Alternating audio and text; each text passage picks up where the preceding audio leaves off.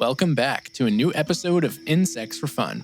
Today, we're talking about an insect artist, a wasp with an incredible ability to produce sculptures not too unlike what human potters make.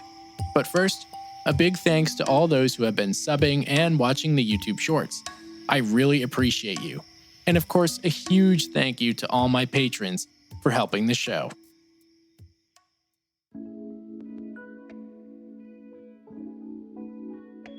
Potter wasps belong to the subfamily Eumeninae, part of the wasp family Vespidae, relatives of hornets and paper wasps. But unlike their social cousins who live in buzzing colonies, potter wasps are solitary.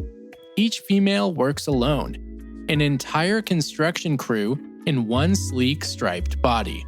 The cool thing too is that this subfamily is the most diverse out of all Vespid wasps. There are about 200 genera and over 3,000 species, which is incredible considering Vespidae only has about 4,000 species known total. Their name, Eumeninae, comes from the Greek word eumenes, meaning well-disposed or kind. It's an oddly gentle title for a wasp, but also pretty fitting because potter wasps are not aggressive. They don't swarm, and they don't guard nests with stingers at the ready.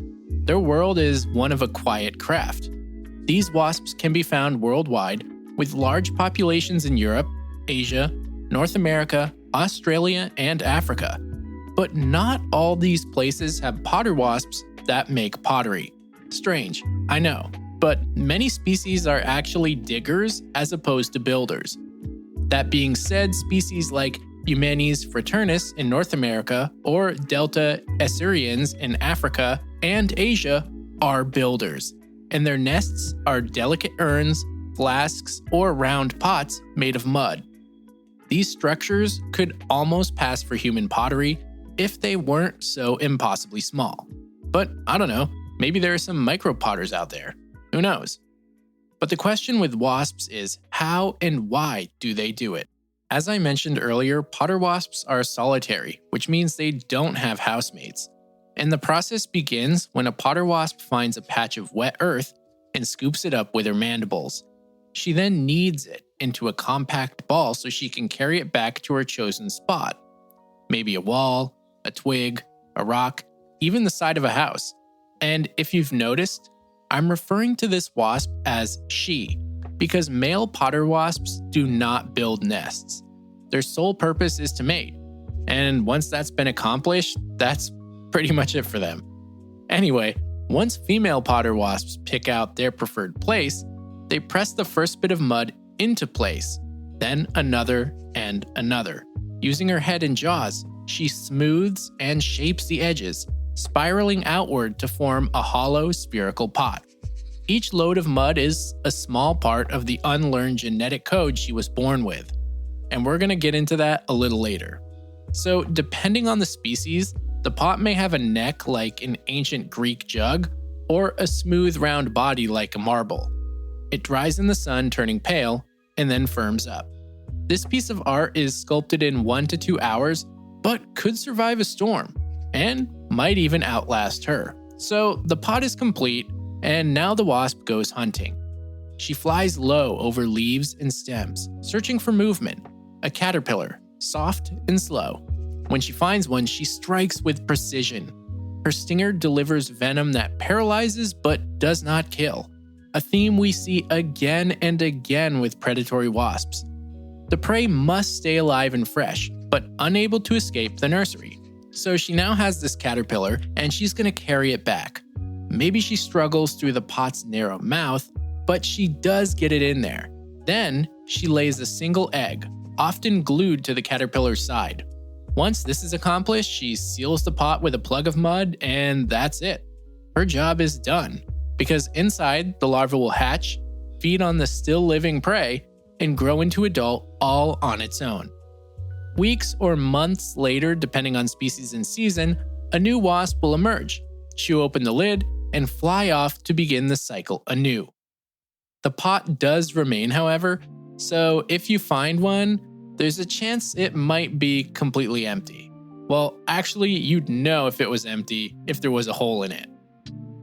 Okay, so we've talked a lot about the female wasps, but what's the deal with the guys? Where are they half the time, and how are they even born?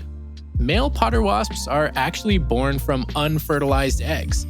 Yeah, even from birth, their essence is only half that of a female potter wasp. And get this, the female potter wasp has full control over the gender of her eggs. She stores sperm from a mated male and can fertilize each egg individually or not, depending on the environment. She has to weigh her surroundings into the decision to make a male or female.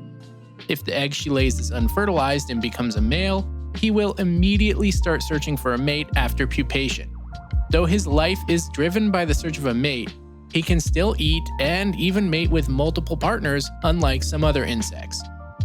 Potter wasps aren't rare, though we rarely notice them. They live almost everywhere, from tropical jungles to suburban gardens. You might even find their pots under eaves, on fence posts, or on the stems of tall grass. They're beneficial neighbors whose caterpillar hunting habits make them excellent natural pest control. Adults feed on nectar and quietly pollinate flowers as they go. And again, unlike many social wasps, these will rarely sting unless directly handled, and I'm talking like probably forcing them, like Coyote Peterson used to do. Some species, like Eumenes palmiformis, have become loved among gardeners in Europe for their distinctive nests. Think of them like a row of tiny clay urns hanging under eaves. Kind of like little fairy houses, you know? But how does a creature with a brain the size of a poppy seed create architecture that rivals our own? Well, that's the crazy part, which I briefly mentioned earlier. You see, each step from mud collection to pot shaping is guided by pure instinct. There's no learning and no teaching. A potter wasp hatched alone, never saw her mother's pot, and yet, when the time comes, she knows exactly what to do. And here's a twist. The shape of the pot isn't random. Different species build distinct designs, as if each carries a family blueprint encoded in their genes. One might make squat pots, another tall-necked. Some even decorate the surface with ridges and grooves that strengthen the walls. It's a kind of natural engineering. And some wasps are even particular about the exact material they use for crafting their pottery nursery.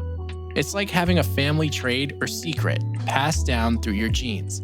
And we can't exclude the environmental artistry that happens as well, because the minerals in the mud can change the nest's color from soft gray to pink. Some wasps even seem to choose mud types strategically, using fine-grained clay that controls humidity for the developing larva. Across cultures, the act of shaping clay has always carried symbolism: creation, fertility, transformation. In ancient myths, humans themselves were said to be molded from clay. So it's easy to see why potter wasps have inspired quiet admiration. In Japan, they're known as tozubachi, clay jar wasps, and their delicate urns are admired by artists for their simplicity and precision. In India, their nests are sometimes seen as good omens, symbols of craftsmanship and care. Even their scientific name, Eumenes, evokes gentleness, a rare trait in the world of wasps, as I'm sure you know.